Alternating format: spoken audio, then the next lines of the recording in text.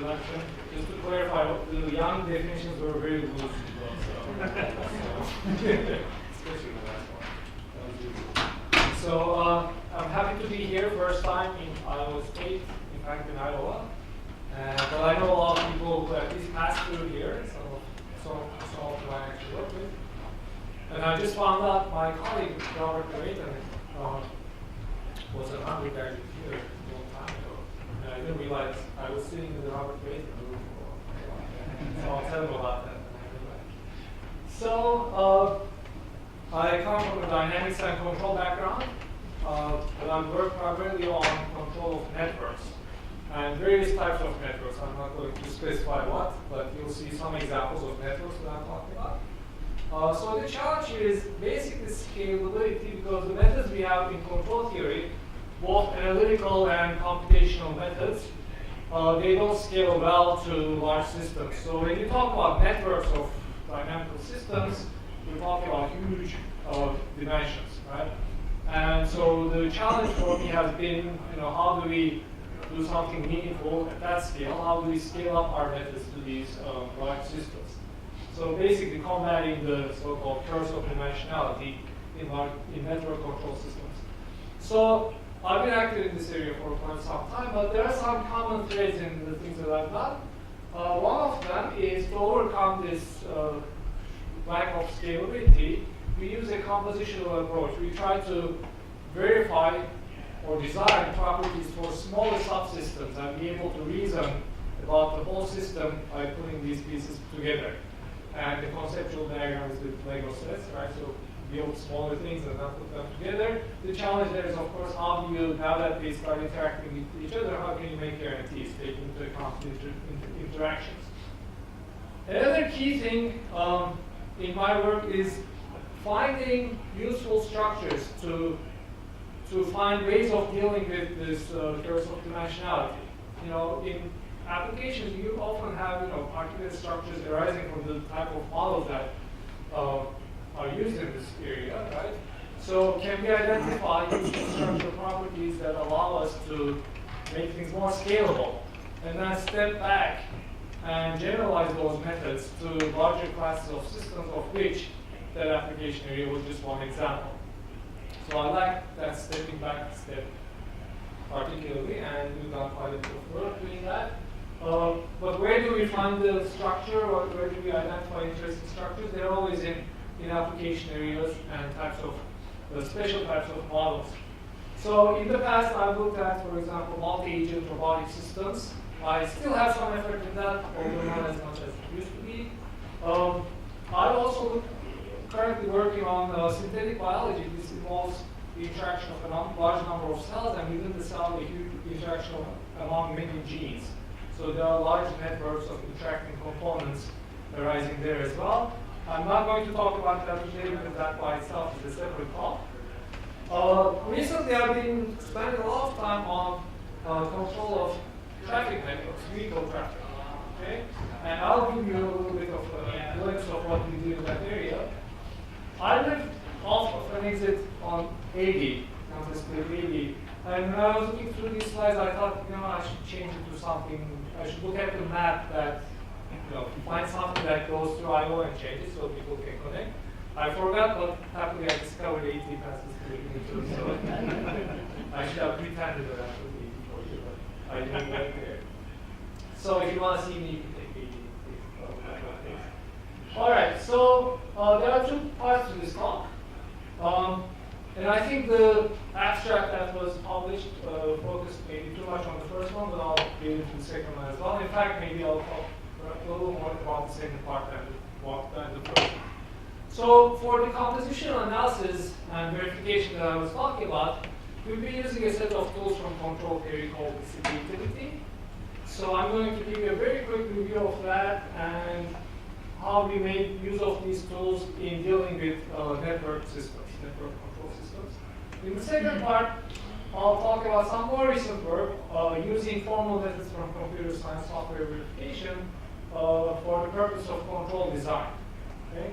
And our application area that got me interested in this in the first place was traffic networks.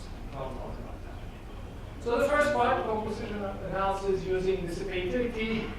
First of all, what is dissipativity? The author of this book, it's a very short book. It was written to be accessible, not to be detailed. Okay, so I recommend it. And I don't get any royalties, so I'm not trying to sell you the book. But if you have access to the library, and if the next few slides interest you, it's a good place to look into.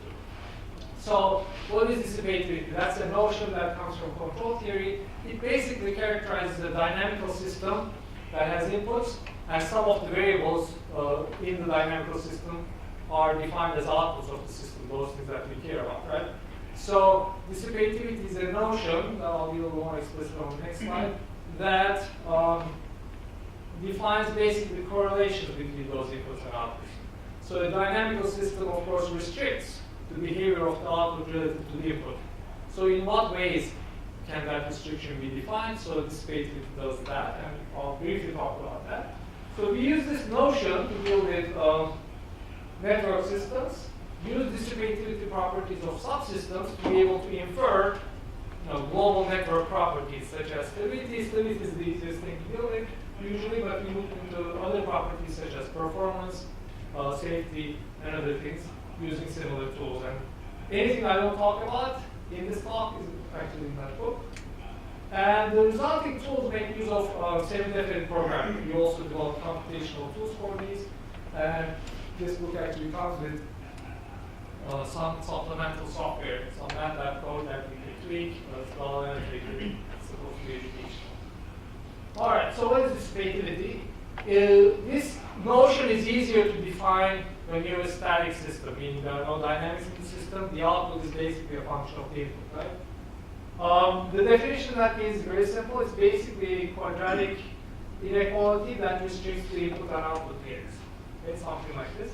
Basically what that does is, depending on what that matrix in the middle is, it defines a conic sector in the space of inputs relative to the outputs. Okay? For example, if this has 0 in the diagonal, let's say these are scalars, zeros in the diagonals, and say 1s in the off diagonals, then it's going to tell you the inner product of the input and output is positive, right? So the input and output share the same sign, so that means your input output map is going to be in these quadrants. And with different choices of this matrix, you can tweak that conic sector as well. Okay? So that's more intuitive in the static case. It's a little harder to define this for a dynamical system, and we have internal variables involved, and a differential equation model that governs the evolution of these variables, and an output map that defines an output relative to the internal variables and the input being applied. Right? So staying close to this definition, the definition for a dynamical system of dissipativity involves what is called a storage function. It's a non-negative function of the states V, whose derivative along the trajectories of the system should be upper bounded by this quantity. Okay? So what this does really is, if you integrate both sides of the inequality, right, this essentially shows a sign property for this quantity integrated over time. Right? So it's taking this static property and making it dynamic by requiring that this sign property hold, this conic sector hold, in an average size when integrated over time. Okay? So that's how it's generalized to dynamical systems. Okay? And no restriction of linearity. These properties are known to hold for various classes of nonlinear systems. So that's a old theory going back to 1970s even. So our contribution was to bring this to dealing with networks. So just to give you an idea of how we can deal with networks using this concept, I'll just tell you about a very simple stability test. Okay, very simple idea. So let's say you have a bunch of independent dynamical systems. So each of these blocks represent a dynamical system that has its own model, indexed with I. Okay? And now they're interconnected with each other. So the outputs of some of those blocks serve as inputs to the others. So that's a way to capture the interconnections between dynamical systems. Right? So M here is a static matrix. It tells you which output goes into which input of what other system. Right? It shows the interconnection structure. And so what we're doing, of course, if you can take a one-shot approach, put all of these together into a huge model, and then try to apply your standard tools, you'll likely fail because of the large size of this combined model. Instead, our idea is to abstract away a lot of the things you don't need from this detailed model and extract some useful properties such as dissipativity, right? So let's say for each subsystem, you know a dissipativity property. If I go back to the previous slide, dissipativity has two components, a function D, non-negative, right? And a matrix X that defines the conic sector, right? So suppose you have, for each subsystem, that piece of information, the corresponding storage function and the matrix X. So one way to verify the stability of the interconnection, in stability theory, we often use what's called Lyapunov functions. These are positive definite functions whose derivatives should be negative along the system trajectories. So one very simple idea is, can I take those functions, add them up? Would that serve as a Lyapunov function to certify the stability of the system? A very simple question. And the answer boils down to a very simple matrix inequality, right? Because for each subsystem, I have an upper bound in terms of the inputs and outputs. I can add those upper bounds when I'm adding the storage function to make the Lyapunov function. And I remember that the inputs are not independent of the outputs. The inputs are defined by the outputs through u equals n times I, and substitute that back in. Okay? So everything boils down to a algebraic condition like this. And if this is true, then this is proof that the sum serves as a Lyapunov function. Okay? So that's a very simple idea, but it's very powerful in applications. There's also a lot of flexibility that doesn't come across in this statement. In this statement, I give you the b's and x's. You test this condition for x's. It either works or doesn't. If it works, you have guaranteed stability. If it doesn't, you don't know because it's only a sufficient condition, right? In reality, there's more you can tune there, right? For example, if I have a pair that works, scaling those by positive numbers, you still have a corresponding dissipativity property, right? So I can actually take this matrix inequality, put parameters instead of non-negative coefficients instead of each matrix, and look for those coefficients to make this happen. Then you get a linear matrix inequality. So something you can check on your computer easily, right? We've gone actually much further. We developed the distributed optimization method where we don't even know what dissipativity properties subsystems have. Instead, we have parallel programs going over the system dynamical model and sorting, finding a number of dissipativity properties, pairs like this. And then there's a master program that compares them against this condition and gives feedback to the parallel programs to look in the directions that seem to be more promising. We use the so-called ADMM method from distributed optimization to do that, and it works perfectly.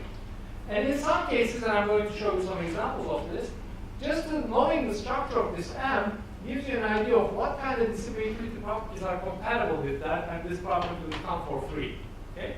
One particular structure that I found very useful many times in different applications was the special case when this matrix M, the coupling matrix, is skew symmetric. So you take the matrix, add to it its transpose, and you get 0. Right? If you have that kind of coupling, and if the subsystems are dissipated with respect to this matrix, which simply means they are passive, that's the jargon for that special case of dissipativity, then this condition is immediate. Okay? No matter what M looks like, no matter what the individual entries in it are, as long as you have the skew symmetry, and as long as the dissipativity property is this is satisfied. So that came in useful in several areas. The first one actually was the first network I was looking at. There was a time when congestion control algorithms were being studied extensively, and some control people started looking into them, looking at stability properties and so on. So at the time, I was working with my colleague John Mann, and we looked at this as an interconnected dynamical system.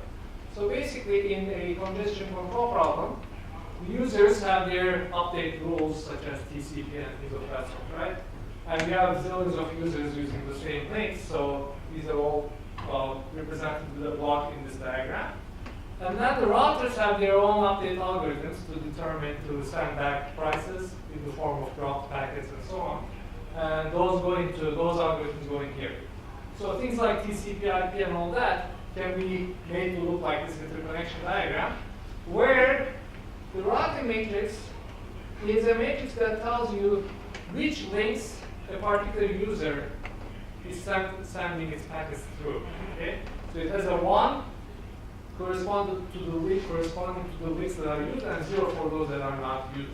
Okay? So that way, when I multiply R with a vector of all the sending rates of all the users, that gives you the link, the amount of traffic that each link is carrying. Okay? And then based on that, the routers are determining a price, and the price is sent back to the users. And the nature of the feedback is if you use such and such links, you get the sum of the prices along these links as your feedback. So that naturally brings the transpose of this matrix, routing matrix, in the feedback loop. Right? So how does this fit into the block diagram I showed you in the previous diagram, where I had this interconnection matrix? I basically have to stack those up in one huge diagonal block, which is this. And then what comes in the feedback includes this R and this transpose, right? So as you can see, it's this skew symmetric matrix, independently of what routing you have, right? So take M at its transpose, you're going to get 0. So we notice from the structure that, you know, if you make these algorithms all passive dynamical systems, then you won't have to worry about stability. And remember, that was a time when people came up with new congestion control algorithms and tried to prove that the interconnection is stable and all that. So we kind of made it a little more systematic and said, you know, all you need is to make your algorithm passive, and you won't have to worry about stability from that point on. And the application was to multi-agent robotic systems. This is a very cartoonish representation of what's going on there. So if you're dealing with mechanical systems, such as satellite models and things of that sort, you know, passivity is usually inherent to other Lagrange types of models. If you take as your input the force and as your output the velocity, okay? And then, of course, the relationship between the velocity and the position is basically integrators, right? And very often, the coupling structure, when you're trying to coordinate the motion of these agents, is through what's called the Laplacian matrix in graph theory.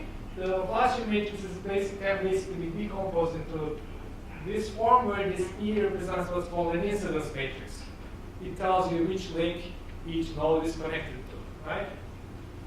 So with one little shuffle, since these are linear blocks, I can change the order of E transpose and the integrator, so the system will now look like this.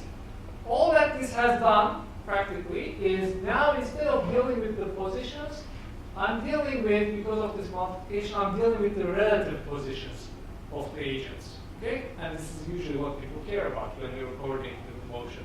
Not exactly where the group stands, but what is the relative orientation of the agents with respect to each other. Again, I can put all of these blocks into one. Integrators are passive blocks. These are, by their nature, passive dynamical systems.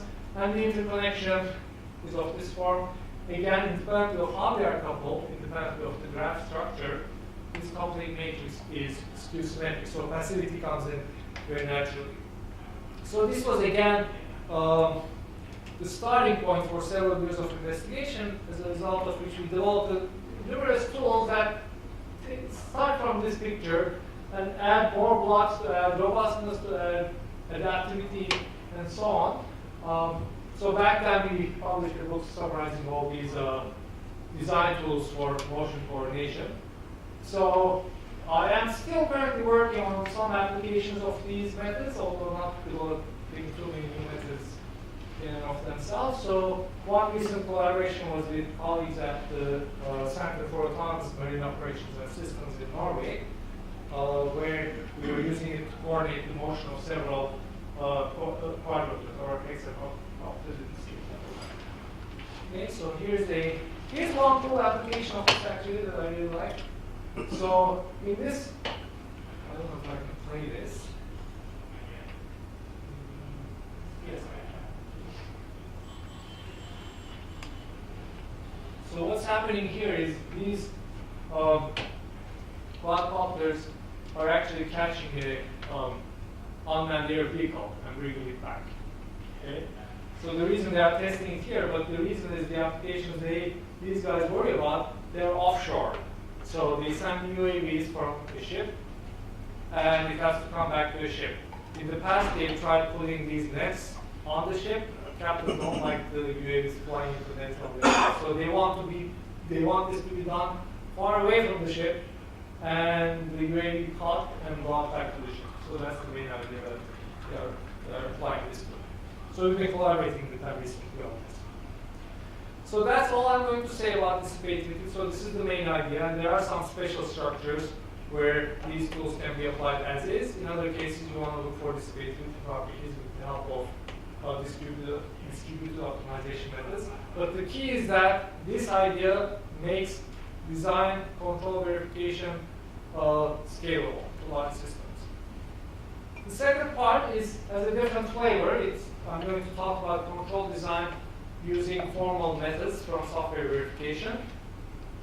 I guess you have some discrete RAM people here, so there are definitely some connections to that literature. So the reason I got interested in this in the first place was several years ago. I was watching some talks where people were trying to bring the formal methods to control. I didn't quite convinced, and I couldn't stand those temporal logic formulas with the weird symbols and all that. But I was sold eventually, and here's why. So I was looking at some traffic control problems, and we realized that the problems that arise there aren't the usual, stabilization, tracking types of control problems. I mean, they are definitely control problems, but they're a little more discrete in nature. And the specifications are nothing like stability tracking, performance, nothing like that. They are more naturally expressed in natural language, and if you push it a little harder, in temporal logics. For example, if your queue size at a given junction increases something, maybe within a few cycles, you want that queue size to drop below a certain limit. Those are things that can be expressed very naturally and succinctly in temporal logics in various forms. So if you have temporal logic specifications, there are a set of tools from software verification that provide the main formal methods that verify and sometimes synthesize programs to satisfy those properties. So why not take those and apply them? There's a big gap in the middle, right? When those people use formal methods, they think about, automata, things of that sort. So, finite transition systems, right? You finite many states, you transition from one state to another, and then you can apply those tools very effectively, right? What we're talking about here are dynamical models. I'm going to restrict myself to discrete time dynamical models. That's what this notation means. That means x at the next time instant is equal to a function of x at the previous time instant, right? So it's a discrete time, but continuous state model, okay? Whereas formal methods, by its nature, is applicable to discrete state models. So how to go from a continuous state model to a discrete state model? You need some form of quantization, right? And how do you do that? So basically, you have to divide up your state space into bins, or boxes, if you will, and then characterize what transitions are possible between those boxes. So if you start in one box, what others can you transition to? And typically, of course, you have multiple transitions possible, right?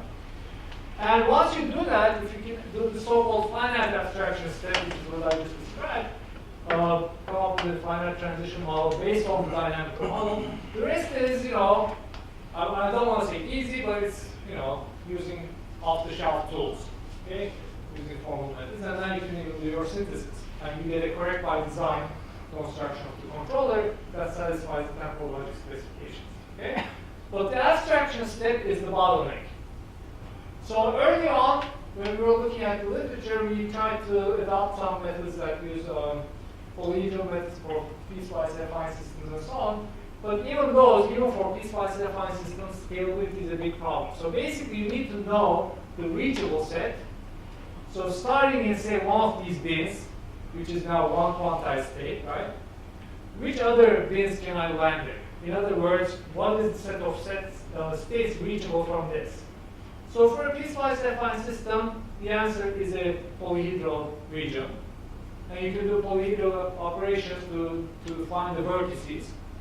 But these don't scale down, right? As you increase the number of dimensions of the system, these grow exponentially. So beyond models of 2 or 3 state variables, these don't really scale, and definitely not to networks or anything of that sort. So that forced us to look a little more closely into the models we were playing with and identify a useful tool that we generalized. So I'm going to tell you the generalization first, and then show you as an example the application that motivated that reachability method. So here's one idea. So we use the theory of monotone systems in our reachability study. So again, we have a discrete time but continuous state model defined by this updated map F. Okay? So X is a vector, state vector, right? F of X tells you where the state lines at the next time, right? So what does monotone mean? There is a huge literature on monotone dynamical systems. So the basic definition of monotonicity for a discrete time system is if you take two inputs, two states, x1 and x2, where one is bigger than the other in the sense that every entry, for the purpose of this talk, every entry is bigger than the corresponding entry, right? Then, when you look at their images under F, the same order is preserved. That's what a monotone system means. In fact, this is a lot more general than what I just said. This could be any partial order, but for the purpose of this talk, think of it as entry-wise bigger, right? Which is the standard order. So there are a lot of results on monotonicity, monotone dynamical systems, and so on. But those results are quite restrictive. The property of monotonicity is quite restrictive. The reason becomes apparent from this necessary and sufficient condition to check monotonicity. How can I tell if this system is monotone? Well, there is a very simple test. You take your F, that's a vector field, maps Rn to Rn. Right? Look at the matrix that is called the Jacobian, the partial derivative of each entry with respect to each argument. So that's going to be an n by n matrix, right? So if this is a non-negative, again, this means every entry, not positive definite, right? So every entry is non-negative. Then the system is monotone. The opposite is also true, right? So basically, you need this non-negative signs in the Jacobian, right? It kind of makes sense, right? If you think of a scalar function, right? xq, right? How do I know if it's increasing? You look at the derivative is positive, right? It's that kind of thing. Now, every entry in the matrix, because it's a high-dimensional map, has to have that sign. So it is restrictive, but if you have monotonicity, then reachability analysis is very simple, at least an over approximation. Oops. Okay, so we came up with a generalization of monotonicity. Basically, what we're asking for, I'm not even going to go through the detailed definition, but our generalization allows for different signs in the Jacobian matrix. Okay? So earlier I was asking for monotonicity, I was asking for all positive signs of this matrix, in the entries of this matrix. Now it's okay if some are positive, some are negative, some are zero, as long as no entry ever changes sign as x changes. Okay? This is basically describing this fact, right? This one can be positive, negative, but you don't want this to be sometimes negative for some x and sometimes positive, right? Basically, we call this a sign stability property. Okay? And this sign stability property, this is a little more general, but this is good enough for this talk. We have what we call a mixed monotonicity property. So why do we care about this? Our purpose is to come up with a discrete transition system from a continuous state model. So y is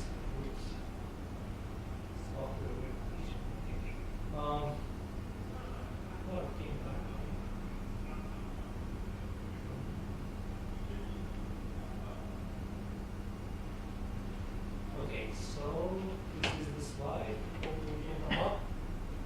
Yes, all right. So if the system is monotone, reachability can be pursued very effectively in a very scalable way. Why? Well, monotone means that the system is preserving order, right? So if I'm looking at, if I have a whole box of states, and if I want to see what the reachable set is, what do they map to under this F, right? All I have to do is find out what happens to x1 and x2, the two opposite corners of this, the two extreme points, right? What happens to them under F, right? Because everything in between is sandwiched between these two, right? From monotonicity, all those points, the images of all these points will be sandwiched between those two. Okay? So the actual reachable set, of course, can be any shape like this, so it's not necessarily going to be a box. But it's going to be encompassed by this box. Okay? And there is no smaller box that includes the actual reachable set. So it's a tight result in that sense. Okay? Like I said, monotonicity can be restricted in practice, but the reason we defined mixed monotonicity was to relax it. So something similar holds in the mixed monotone case. Again, you look at the extreme points, and then from mixed monotonicity, you can still do two function evaluations and tightly over-approximate the reachable set. Okay? So the scalability of these methods is the key. You just do two function evaluations and nothing else. It scales perfectly. Okay? So that's the main idea. So with that, we can actually come up more efficiently with a state transition diagram, right? So if I know I start here, I can over-approximate my reachable set with another box, and whichever other bins this interacts with, then I direct the transition to those two quantized states. This is an over-approximation. It perhaps generates more transitions than necessary, but the tools that we use afterwards for the synthesis are agnostic to that. So if those tools give you the control guarantees, the properties are guaranteed for, with more transitions that actually happen, the same guarantees hold when some of these transitions actually don't happen. Okay? So it's a correct by construction design method, and it's a scalable method. Now I'm going to tell you how we came to these monotonicity properties. I didn't start looking at that thinking about monotonicity at all. I was looking at these traffic models, and I wanted to apply existing results. I didn't want to even develop new ones. So initially, like I told you, we were looking at piecewise affine models because in some special cases, traffic flow models are piecewise affine. But they proved not to be scalable, the applicable methods for that, and that's what forced us to look at monotonicity. And as I will show you, monotonicity, or at least mixed monotonicity, is inherent to traffic flow. So I'm going to tell you about the class of macroscopic traffic flow models. Very simple, actually. It's called, they go by the name cell transmission models, CTM. So they don't look at vehicles individually. They just treat it as a flow, right? As if it's some fluid flowing through pipes. And the variables they use is the continuum, although you can't have fractional cars. In this model, you can. Okay, so so basically, road network is divided into links, indexed by L. X tells you the number of vehicles, the so-called density on that link. Okay? So this is the general form of the model, very straightforward. That this is just conservation of mass, or conservation of vehicles in this case. The number of vehicles on the link at the next step is what it was at the previous step, plus how many flew in, right? How many flowed in and how many flowed out. Very simple, right? This part is simple. The more tricky part is how to define the inflow and the outflow, right? So the the inflow is easy because what flows out of upstream links flows into the downstream links. So it basically comes from that. You basically need to know what's called a turn ratio. So what percentage of vehicles leaving this link flow into this other link, right? So assuming you have a good estimate of these numbers, to find the inflows, you just have to do a weighted sum of the outflows from the upstream links, right? So that's also straightforward. The only tricky part is determining what flows out, right? So for that, there are two functions that depend on the structure of the road, how wide it is, and what it looks like, right? So one is the demand function, and the other is the supply function. These are both function of the density on that link. Demand function tells you, basically, if there was unlimited supply downstream, no traffic downstream, right? How many vehicles per unit time would be flowing out of the given link, right? So naturally, the more vehicles there are on that link, the more we'll want to flow out, right? It's an increasing function. But eventually it saturates. And that has to do with the structure of the road. I mean, you can only have so much flow even if you dump a bunch of vehicles on that road, right? The flow will be limited. And that's why it's typically an increasing function, but it levels off. Supply is how many vehicles I can accept from upstream, right? Obviously, if this link is jammed, nothing can flow into it, right? And that's what this is telling you. At the jam density, the inflow has to be 0. Your supply is 0, right? And if you have fewer than the jam density, there is a function like this that tells you what amount of flow you're ready to accept. Okay? So what really flows out of a link is a function of, is this minimum basically of the demand of that link, how much wants to flow out, and the supply of downstream, how much can actually flow out, right? So the minimum of those determine what the actual flow is, and that's how these models work. And of course, we have control in these models as well because we have traffic lights, right? I can make that flow 0 with a red light and make that coefficient 1 with a green light. And those are the controls we are trying to design. Okay, so these are discrete controls, and formal electrics is well suited to this, as long as we can take this model like this and turn it into a finite transition system. So here's how we do it. First observation is this class of models is mixed monotone. Usually they don't have to be monotone in the strict sense, but in the relaxed sense that I defined, they are mixed monotone, meaning that the signs of the Jacobian matrix are also always stable. It's either positive or negative. Okay? Doesn't change sign. And as a result of this, the abstraction step, coming up with a quantized state transition diagram, is doable, scalable, and from that point we just use formal methods for a correct line design synthesis to satisfy the specifications we start out with. Okay, so that's the main idea. This is sort of an aside. How much time do I have? A little bit. Okay. So now why did I make it? Okay, I won't go over that. So why did I make a big deal of this mixed monotonicity? Because for certain structures like this one, when you have branch points, like when the road diverges into two, that's a point where you lose monotonicity.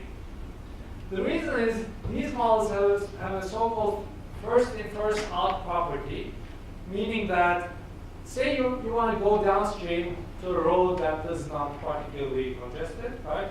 But there are other guys in front of you who are going to a congested way and they can't move because of congestion, right? They're in front of you, so you're stuck anyway. That's what first in, first out means, right? No matter what your destination is, if the guy ahead of you is stuck, you're stuck. Okay? So under congested conditions, this is a natural condition. It happens to us a lot where we live, because 80, part of it crosses the Bay Bridge, goes to San Francisco. The other part goes down to Oakland. Nobody goes to Oakland, really, but a lot of people go to San Francisco. So if you're going down 80, and if you're passing through where I live, then you'll be stuck, even if you're going to Oakland, because there are a bunch of people ahead of you who want to go to San Francisco. Okay? So that's the first in, first out. And as a result of this, the dependencies are not can have opposite signs. Right? So if the Bay Bridge is even more congested, that will reduce the traffic on the path to Oakland even to a lower level because nobody can pass through the bottleneck. Okay? So there's a negative dependency as a result of that in the Jacobian matrix.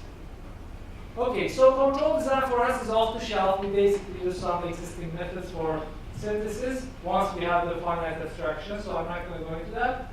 It's basically based on solving a random automaton. So you imagine an adversary. So the goal is to satisfy the specifications, right? The specifications are first turned into a random automaton with an acceptance condition. And then you imagine an adversary, because in these transitions, you have the so-called non-determinism. You can move from one state to multiple other states, right? You imagine a bad guy sitting there, taking the most diabolical transition to make the specifications fail.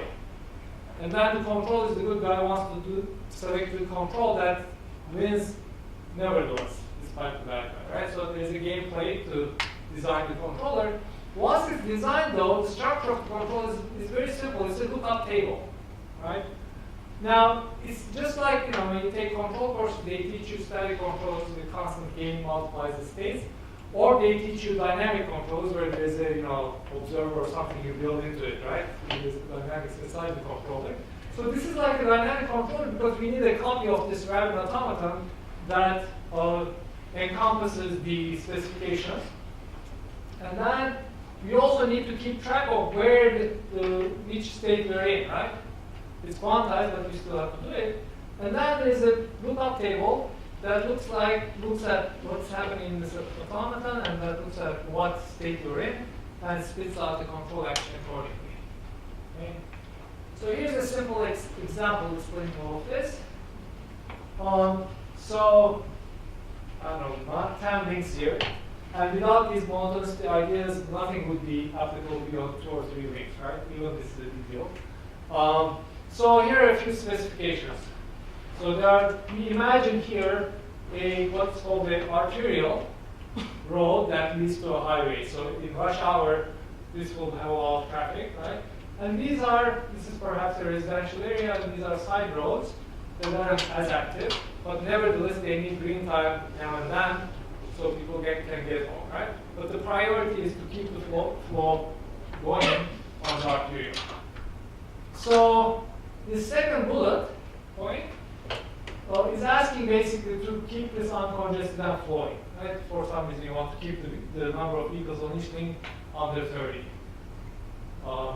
at any time. So, and then you don't want to forget about the crossroads, so you want the other signals to be actuated infinitely open. And to make it a little more spicy, the example, we assume that once this gets a green, it should have another green at the next cycle. Typically, the cycle is about 15 seconds where I live, so it's not quite enough for crossing the street, so you need 30 seconds, right? So once it's green, it should be green for another time before going back there. So that's basically what the third bullet says. These are all things that can be written in temporal logic statements, linear temporal logic. And then we do the abstraction like I described, and then we go to this game-based design procedure. And here is a signaling policy that resulted by this, correct by design. Okay, it satisfies all of these things. And this is more of the current practice where you put a little bit of offset between the green phases, so that once you catch a green, you should keep going. Okay? Obviously, it's an example we made up, but it's just illustrating how the correct by design policy can be pursued and how useful it can be. Now, even with these scalable abstraction methods, the synthesis part is still not so easy because there's an explosion of states, right? Even if I could do an abstraction, right? So to be able to deal with that, we started looking into, again, compositional methods. Do synthesis for a smaller part of the system, and then stitch those pieces together, right? So what you see in this picture is, you basically have an area that you can control with these methods. But then the rest of the network is there, and it, of course, interacts with that, so you can't do anything about that. But the best thing you can do is deal with each area separately. Okay? I put this picture here because in medieval map making, they used to put these sea monsters in areas that weren't well known to scare people. You can go there, but you don't know what's going to greet you. So this is basically the uncertainty in the rest of the network, right? So for our synthesis, what we do is we use these assumed guarantee contracts. You make some assumptions on what the rest of the network behaves. And you design your controller for this system under those assumptions to satisfy the specifications for that part of the system, as well as to make guarantees to the rest of the system, because it's a two-way stream, right? If the other part of the network is making guarantees that you can use as assumptions, you have to respond and make similar guarantees to the rest of the network. Okay?